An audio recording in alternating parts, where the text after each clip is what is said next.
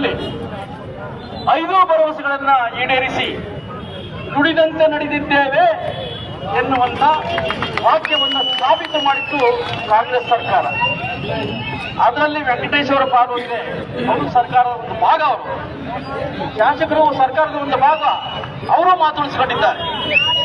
ಆದರೆ ನಾನು ಕೇಳ್ತೇನೆ, ಈ ಬಿಜೆಪಿಯವರಿಂದ ಜೆಡಿಎಸ್ನವರಿಂದ ₹1 ಯಾವ್ದಾದ್ರು ಕುಟುಂಬಕ್ಕೆ ಬರ್ತಾ ಇದೆಯಾ?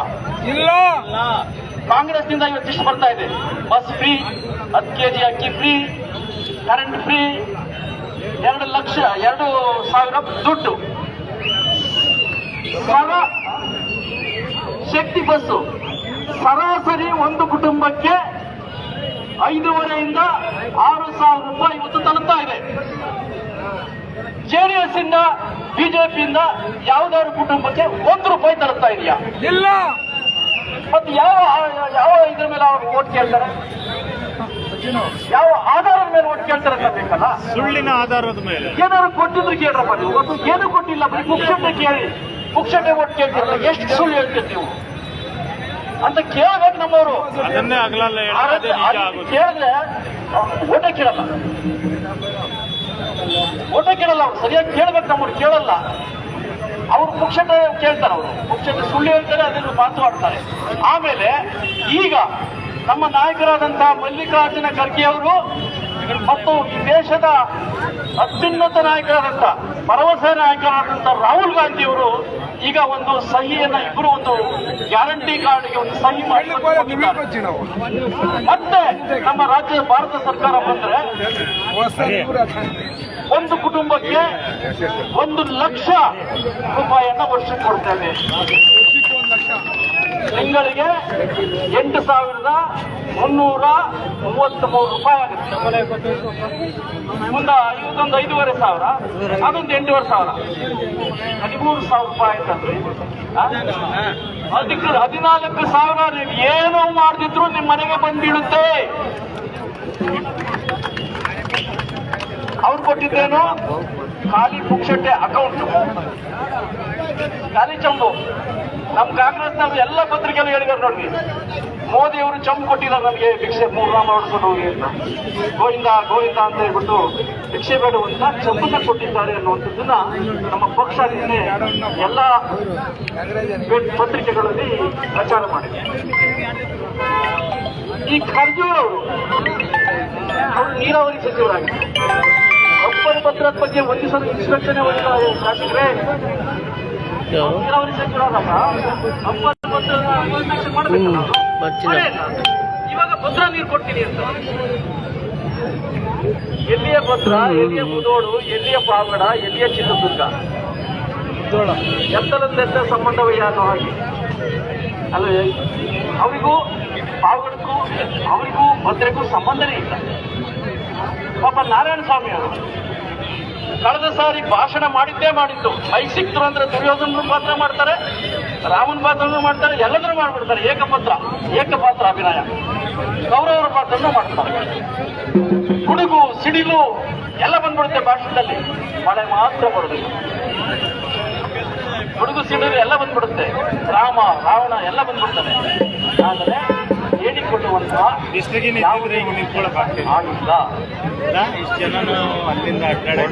ಯಾರು ಸಚಿವರು ಕ್ರಿಕೆಟ್ ಬೇಡ ಅಂತಾರೆ ಅಂದ್ರೆ ಅವ್ರಿಗೆ ಎಷ್ಟು ಭಯ ಇರ್ಬೋದು.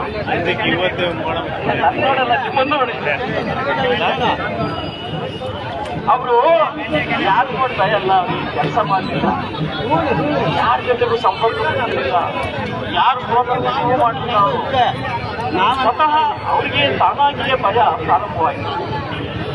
ಆಮೇಲೆ ಮತ್ತೆ ಸ್ಪರ್ಧೆ ಮಾಡಬೇಕು ಅಂತ ಇಷ್ಟಪಟ್ಟರು ಅಂದ್ರೆ ಅಷ್ಟೊತ್ತಿಗೆ ಬಸ್ ಪಾಸ್ ಆಗಿದೆ. ಕೊನೆಗೆ ಎಂಥ ಸ್ಥಿತಿ ಬಂತು ಅಂದ್ರೆ ಭಾರತೀಯ ಜನತಾ ಪಕ್ಷ ಮತ್ತು ಜೆಡಿಎಸ್ಗೆ ಒಬ್ಬ ಆಕಾಂಕ್ಷಿ ಸಿಕ್ಕಿಲ್ಲ, ಅಭ್ಯರ್ಥಿ ಸಿಕ್ಕಿಲ್ಲ ಅವ್ರಿಗೆ. ಮನೆಗೆ ಅಲ್ಲಿಂದ ಹೋಗಿಡ್ಕೊಂಬಂದ್ರು, 600 ಕಿಲೋಮೀಟರ್ ಹೋಗಿಡ್ಕೊಂಬಂದ್ರು. ಅದು ಇಲ್ಲಿ ನಡೆಯುತ್ತ ನಾನು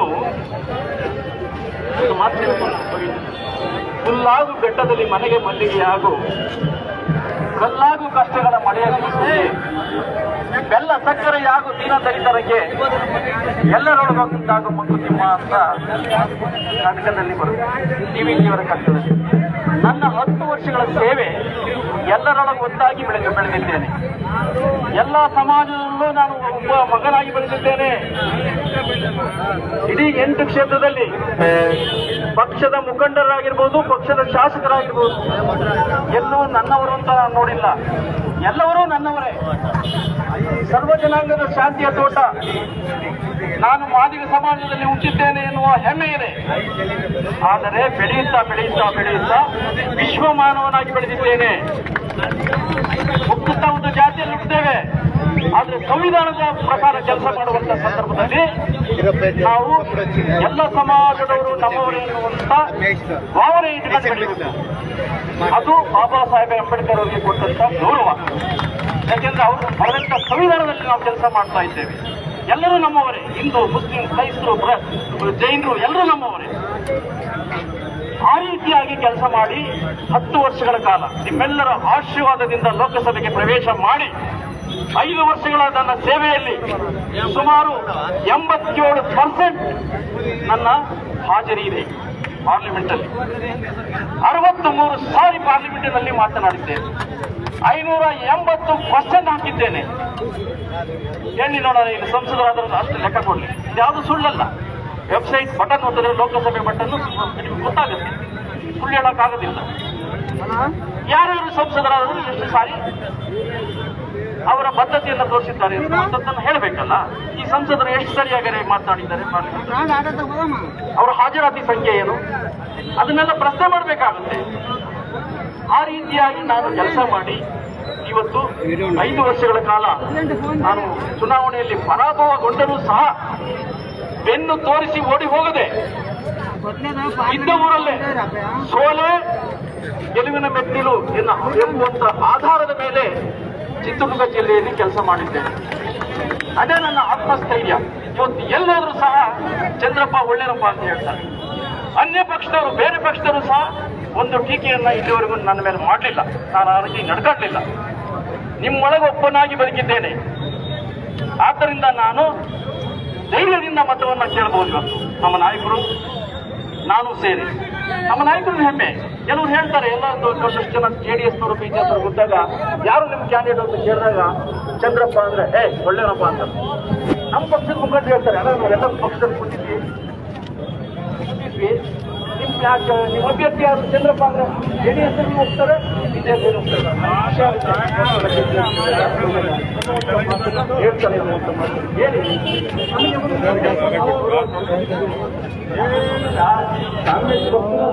ಕಾರ್ಯಕರ್ತರೇ ಗೌರವ ಕೊಡ್ಬೇಕು.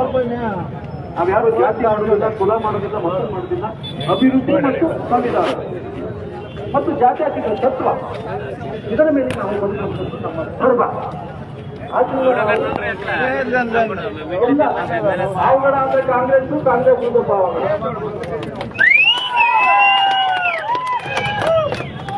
ಮೊದಲನೇ ಚುನಾವಣೆಯಲ್ಲಿ 2014ರಲ್ಲಿ ನಾನು ಹೊಸದಾಗಿ ಬಂದಂತ ಸಂದರ್ಭದಲ್ಲಿ ಸನ್ಮಾನ್ಯ ವೆಂಕಟೇಶ್ ಅವರು ಪರಾಭವಗೊಂಡಿದ್ರು. ಅವರು ಕೇವಲ ಒಂದು 4-5 ಸಾವಿರದಲ್ಲಿ ಏನೋ ಪಾಪ ಸೋತಿದ್ರು. ಅವರು ಹೊಸದಾಗಿ ಯಜಮಾನರಿದ್ರು. ಅವರ ನಾಯಕತ್ವದಲ್ಲಿ ತಮ್ಮೆಲ್ಲರ ಒಂದು ವಿಶ್ವಾಸದಲ್ಲಿ ತಾವೆಲ್ಲರೂ ಸೇರಿ ಇಡೀ ಜಿಲ್ಲೆಯಲ್ಲೇ 22,000 ಮತವನ್ನ ಹೆಚ್ಚಿಗೆ ಕೊಟ್ಟಿದ್ದಾರೆ. ನಮ್ಮನ್ನ ನಂಬಿದ್ರಿ, ತಾವೆಲ್ಲ ಪಕ್ಷವನ್ನು ನಂಬಿದ್ರಿ, ಯಜಮಾನರನ್ನು ನಂಬಿದ್ರಿ, ನಮ್ಮ ನಾಯಕರನ್ನ ನಂಬಿದ್ರಿ. ಇವ್ರನ್ನೆಲ್ಲರೂ ನೋಡಿ 22,000 ಮತಗಳ ಅಂತರದಿಂದ ನನ್ನ ಗೆಲ್ಲಿಸಿದಂತ ಕ್ಷೇತ್ರ ಪಾವಗಡ. 10 ವರ್ಷ ನಾನು ನಿಯತ್ತಾಗಿ ಬದುಕಿದ್ದೇನೆ ಇವ್ರ ಜೊತೆಯಲ್ಲಿ. ಯಾರ ಜೊತೆಯಲ್ಲೂ ನಾವು ಘರ್ಷಣೆ ಮಾಡಿಲ್ಲ. ಈ ಸಾರಿ ನಮ್ಮ ತತ್ವ ಸರ್ವ ಜನಾಂಗದ ಶಾಂತಿಯ ತೋಟ. ಬಾಬಾ ಸಾಹೇಬ್ ಅಂಬೇಡ್ಕರ್ ಅವರು ಬರೆದಂತಹ ಸಂವಿಧಾನದ ಅಡಿಯಲ್ಲಿ ನಾವು ಕೆಲಸ ಮಾಡುವಂತವರು. ಬಿಜೆಪಿಯವರು ಪದೇ ಪದೇ ಹೇಳ್ತಾ ಇದ್ದಾರೆ, ನಾವು ಬಂದಿರೋದೇ ಸಂವಿಧಾನವನ್ನು ಬದಲಾವಣೆ ಮಾಡೋದಕ್ಕೆ ಅಂತ. ನಾಚಿಕೆ ಆಗ್ಬೇಕಾ ಮಾತು ಹೇಳೋದಕ್ಕೆ ಅವರಿಗೆ.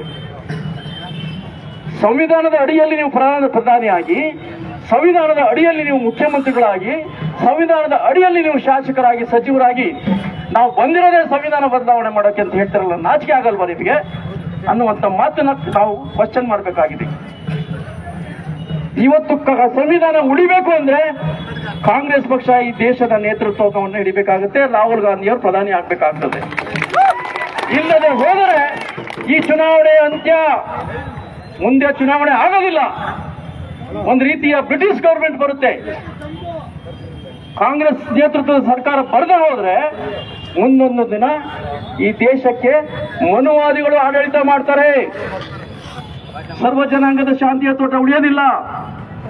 ಅದಕ್ಕೋಸ್ಕರ ಇಲ್ಲಿ PN ಚಂದ್ರಪ್ಪ ಒಬ್ಬ ಗೆಲ್ಲದಲ್ಲ, ಇಡೀ ರಾಷ್ಟ್ರದಲ್ಲಿ ಕಾಂಗ್ರೆಸ್ ಗೆಲ್ಲಬೇಕು. ಇಡೀ ರಾಷ್ಟ್ರದಲ್ಲಿ ಕಾಂಗ್ರೆಸ್ ಗೆದ್ದು ಸಂವಿಧಾನವನ್ನು ಉಳಿಸಬೇಕು. ಆವಾಗ ಮಾತ್ರ ಬಾಬಾ ಸಾಹೇಬರ ಆತ್ಮಕ್ಕೆ ಶಾಂತಿ ಸಿಗುತ್ತೆ. ಬಾಬಾ ಸಾಹೇಬ್ರವರು ಒಂದು ದಿನ ಒಂದು ವ್ಯಥೆಯನ್ನು ವ್ಯಕ್ತಪಡಿಸ್ತಾರಂತೆ.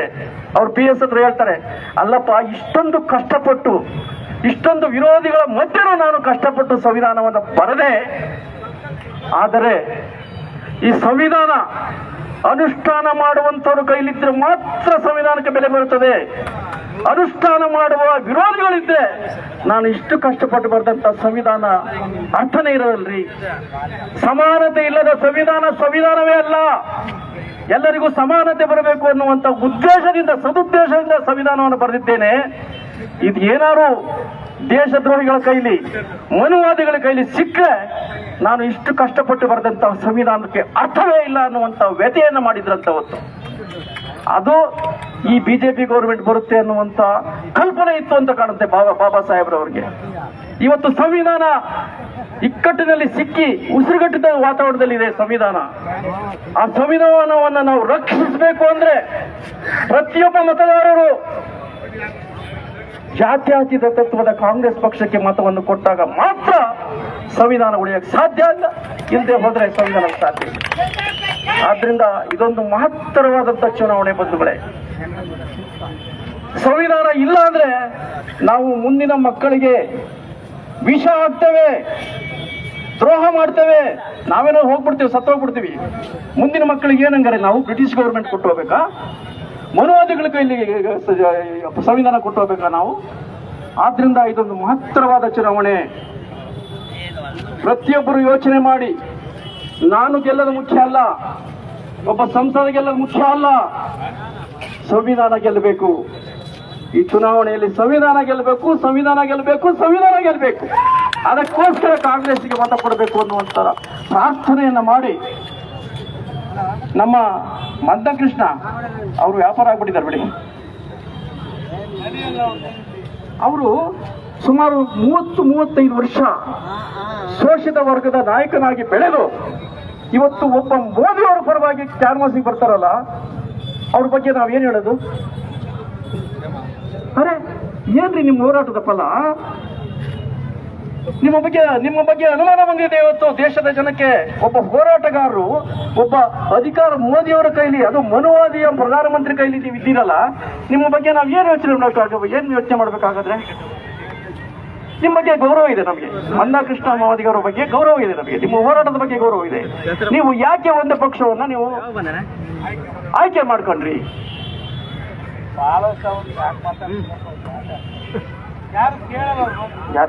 ಇರ್ಲಿ, ಅವ್ರ ಬಗ್ಗೆ ನಾವು ಗೌರವ ಕೊಡ್ತೀವಿ. ಅವ್ರ ಮಾತಿಗೆ ಅವ್ರ ಪಕ್ಷದವರೇ ತೀರ್ಮಾನ ತಗೊಳ್ಳಿ, ಅವ್ರ ಸಂಘಟನೆ ತಿಳ್ಕೊಳ್ಳಿ, ಅವ್ರ ಬಗ್ಗೆ ನಮಗೆ ಗೌರವ ಇದೆ. ಆದರೆ ಸಂವಿಧಾನವನ್ನ ಈಗ ಶತಮಾನಗಳಿಂದ ಮನುವಾದಗಳಿಂದ ತುಳಿಸ್ಕೊಟ್ಟವ್ರು ನಾವು. ಅದರಲ್ಲಿ ಮಂದಕೃಷ್ಣ ಮಾದಿಗರು ಒಬ್ರು ತುಳಿತಕ್ಕೊಳಗಾದವರು. ಅವರು ಒಬ್ಬ ಕೋಮುವಾದಿ ಪಕ್ಷವನ್ನ ಇವತ್ತು ಓಟ್ ಕೊಡಿ ಅಂತ ಕೇಳ್ತಾರಲ್ಲ, ಅವರಿಗೆ ದೇವರೇ ಬುದ್ಧಿ ಕೊಡಬೇಕು. ಅವರಿಗೆ ದೇವರು ಒಳ್ಳೇದು ಮಾಡಲಿ ಅನ್ನುವಂಥ ಮಾತನ್ನು ಹೇಳಿ, ಈ ಪಾವಗಡ ಕ್ಷೇತ್ರದಲ್ಲಿ ಕಳೆದ ಚುನಾವಣೆಯಲ್ಲಿ ತಾವು ಕಾಂಗ್ರೆಸ್ಸನ್ನ ಬೆಂಬಲಿಸುವುದರ ಮುಖಾಂತರ ಈ ರಾಜ್ಯಕ್ಕೆ ಒಂದು ನ್ಯಾಯವನ್ನು ಕೊಟ್ಟಿದ್ದೀರಿ. ಕೇವಲ 80 ಸೀಟು ಬರುತ್ತೆ ಅಂತ ಬಿಜೆಪಿಯವರು ಸುಳ್ಳು ಹೇಳ್ತಾ ಇದ್ರು. 136 ಸೀಟು ಬಂತು. ಈಗಲೂ ಅಷ್ಟೇ ಮಾಧ್ಯಮದವ್ರ ಜೊತೆಲಿ ಮಾಧ್ಯಮದಲ್ಲಿ ಅಟ್ಯಾಚ್ಮೆಂಟ್ ಕೊಡ್ತಾ ಇದ್ರೆ 400 ಸೀಟ್ ಬರುತ್ತೆ ಅಂತ. ಹೆಂಗ್ರಿ 400 ಸೀಟ್ ಬರಕ್ಕಾಗುತ್ತೆ? 10 ವರ್ಷಗಳ ಕಾಲ ಪ್ರತಿಯೊಬ್ಬ ಪ್ರಜೆ ಎಲ್ಲಾ ರಂಗದಲ್ಲೂ ವಿಫಲರಾಗಿದ್ದೀರಿ. ರೈತರು ಸ್ಟ್ರೈಕ್ ಮಾಡಕ್ ಹೋದ್ರೆ 800 ಜನ ರೈತರನ್ನ ಕೊಲೆ ಮಾಡ್ತೀರಿ. 8 ತಿಂಗಳು ರೈತರು ಎಲ್ಲರೂ ಪ್ರಶ್ನೆ ಕೊಟ್ಬಿಟ್ರು. ಬೀಡಿ ಕಾರ್ಮಿಕರಾಗಿರ್ಬೋದು, ರೈತರಾಗಿರ್ಬೋದು, ಕೂಲಿ ಕಾರ್ಮಿಕರಾಗಿರ್ಬೋದು, ವ್ಯಾಪಾರಸ್ಥರಾಗಿರ್ಬೋದು, ಎಲ್ಲರೂ ಇವತ್ತು ಕಣ್ಣೀರಾಗ್ತಾ ಇದ್ದಾರೆ. ಅವ್ರು ಹೊಟ್ಟೆ ತುಂಬಾ ಊಟ ಮಾಡೋ ಹಾಗಿಲ್ಲ, ಕಣ್ ತುಂಬಾ ನಿದ್ದೆ ಮಾಡಕ್ ಬಿಡ್ತಾ ಇಲ್ಲ. ಈ ರೀತಿಯ ತಲ್ಲಣಗೊಂಡಂತಹ ಸಮಾಜ ಇವತ್ತು ದೇಶದಲ್ಲಿ ಅನಿರೀಕ್ಷಿತವಾಗಿ ಕಾಂಗ್ರೆಸ್ ಸರ್ಕಾರ ಬಂದೇ ಬರುತ್ತೆ. ಜನ ಎಚ್ಚರಗೊಂಡಿದ್ದಾರೆ.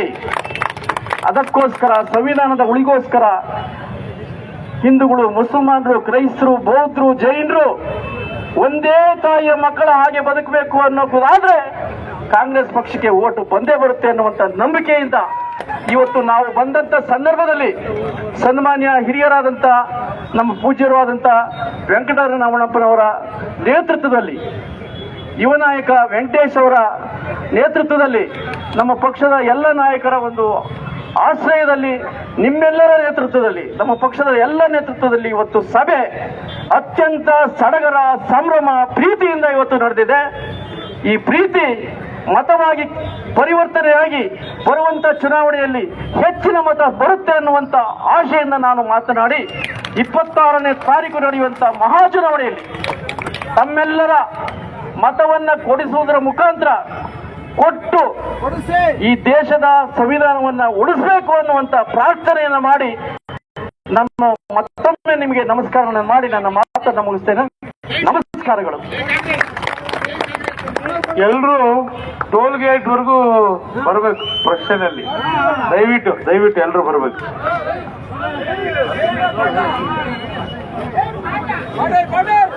ಕ್ರಮ ಸಂಖ್ಯೆ 3 ಹಸ್ತದ ಗುರುತು. ದಯವಿಟ್ಟು ನಮ್ಮ ಮುಖಂಡರುಗಳು ಒಂದು ಕಾರ್ಯಕರ್ತರು ಟೋಲ್ ಗೇಟ್ ಸರ್ಕಲ್ ತನಕ ಇದೇ ತರ ಅದ್ದೂರಿಯಾಗಿ ತಮಟೆ ಹೊಡ್ಕೊಂಡು ಪೊಸಿಷನ್ ಹೋಗ್ಬೇಕಂತ ಹೇಳ್ಬಿಟ್ಟು ವಿನಂತಿ.